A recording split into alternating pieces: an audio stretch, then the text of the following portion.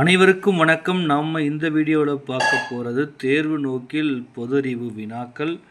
தற்போது மிகவும் முக்கியமாக செய்தியாக இருப்பது தேர்தல் களம்.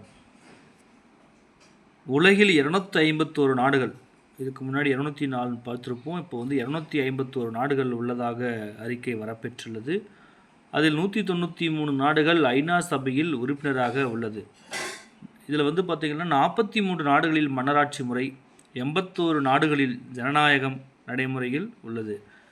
இதில் 70க்கும் மேற்பட்ட நாடுகளில் மட்டும்தான் தேர்தல்கள் நடைபெறுகின்றன. ஸோ 251 நாடுகளில் ஒரு அரௌண்ட் 70 to 80 அந்த மாதிரி நாடுகளில் மட்டும்தான் எலெக்ஷன் நடக்குது. சரிங்களா?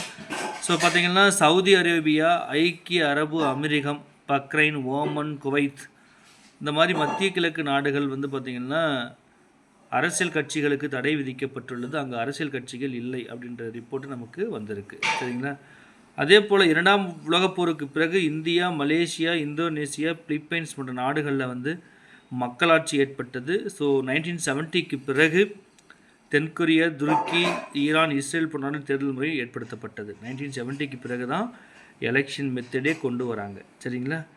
அதையும் பார்த்திங்கன்னா Netherlands, Sweden, Britain, Japan, Thailand, Bhutan, Malaysia, Spain, Denmark அந்த நாடுகள் பார்த்திங்கன்னா அரசமைப்பு சாசனத்துக்கு உட்பட்ட மன்னராட்சி நடைமுறையில் உள்ளதாகவும் தெரிவிக்கப்பட்டுள்ளது. சரிங்களா?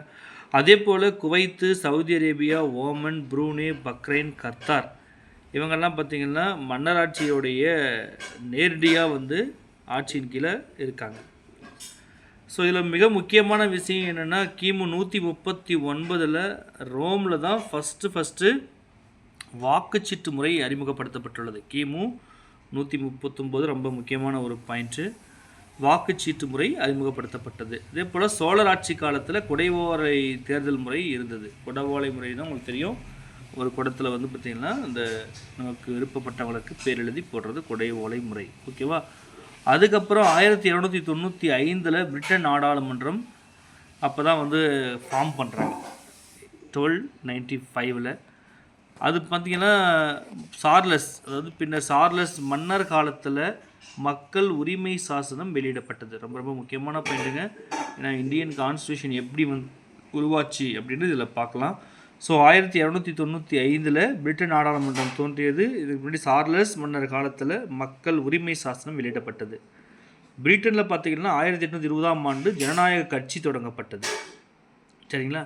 அதில் பார்த்திங்கன்னா ஜூலை 4, 1776 அன்று அமெரிக்கா விடுதலை பெற்றது. ஓகேங்களா? ஏன்னா அமெரிக்காவும் பிரிட்டனுக்கு கீழே ஒரு காலனி ஆதிக்க நாடாக தான் இருந்துச்சு. சரிங்களா? ஸோ அதனால் ஜூலை 4, 1776 என்பது அமெரிக்காவோட விடுதலை நாள். சரிங்களா? ஸோ அதுக்கப்புறம் பார்த்தோம்னா 1787 அமெரிக்க செனட் சபைக்கு தேர்தல் நடத்தப்பட்டது. எப்படி இந்தியாவில் லோக்சபா, ராஜ்யசபா இருக்கோ அந்த மாதிரி அமெரிக்காவில் செனட் சபைன்னு சொல்லுவாங்க. ஓகேவா? அது பின்னாடி பார்த்தோம்னா 1789 நடந்த பிரெஞ்சு புரட்சிக்கு பிறகு பிரான்ஸில் தேர்தல் முறை தோன்றி மக்களுக்கு வாக்குரிமை வழங்கப்பட்டது. அப்போ முதலாக வாக்குரிமை எப்போ கொடுக்குறாங்க அப்படின்னா, பிரெஞ்சு புரட்சி இருக்கு இல்லையா, சுதந்திரம், சமத்துவம், சகோதரத்துவம் அந்த 3 கொள்கைகளை அடிப்படையாக கொண்டது தான் பிரெஞ்சு புரட்சி 1789. அதன் பிறகு தான் பார்த்திங்கன்னா வாக்குரிமை வழங்கப்பட்டது. ஓகேங்களா? அதுக்கப்புறம் பார்த்தோம்னா வாக்குச்சீட்டு மூலம் ரகசியமான வாக்களிக்கும் முறை முதலாக 1850 ஆஸ்திரேலியாவில் அறிமுகப்படுத்தப்பட்டது. வாக்குச்சீட்டு மூலம் ரகசியமாக வாக்களிக்கும் முறை ஆஸ்திரேலியா. சரிங்களா? அதுக்கப்புறம் பார்த்தோம் அப்படின்னா 1867, 1884 ஆண்டுகளில் தொழிலாளர்கள், விவசாயிகளுக்கு வாக்குரிமை வழங்கப்பட்டது. இந்தியாவில் முதலாக குறிப்பாக சென்னை மாகாணத்தில் 1920ஆம் ஆண்டு பெண்களுக்கு வாக்குரிமையும் தேர்தலில் போட்டியிடும் உரிமையும் சட்டப்படி வழங்கப்பட்டன. ரொம்ப ரொம்ப முக்கியமான வேலிட் பாயிண்ட்ஸ். 1920ஆம் ஆண்டு பெண்களுக்கு வாக்குரிமையும் தேர்தலில் போட்டியிடும் உரிமையும் வழங்கப்படுது. அதுக்கப்புறம் பார்த்தோம்னா 1928ஆம் ஆண்டுக்கு பிறகு உலகில் பல நாடுகளில் ஆண் பெண் இருபாலருக்கும் வாக்குரிமை வழங்கப்பட்டது. சரிங்களா? அப்போ இந்தியாவில் 1920 பெண்களுக்கு வாக்குரிமை வழங்கப்பட்டுள்ளது.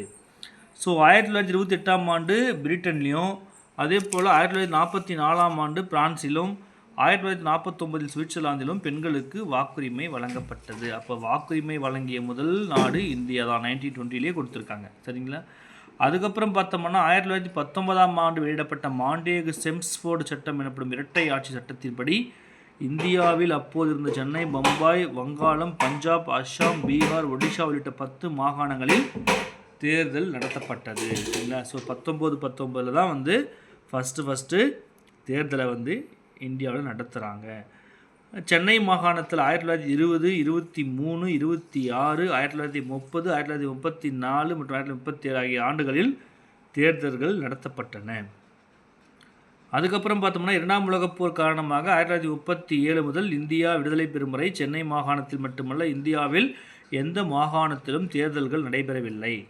ஏன் அப்படின்னா 1914 to 18 ஃபர்ஸ்ட் வேர்ல்டு வார், அதுக்கப்புறம் பார்த்தோம்னா செகண்ட் வேர்ல்டு வார் நடக்கும் 1939 to 45.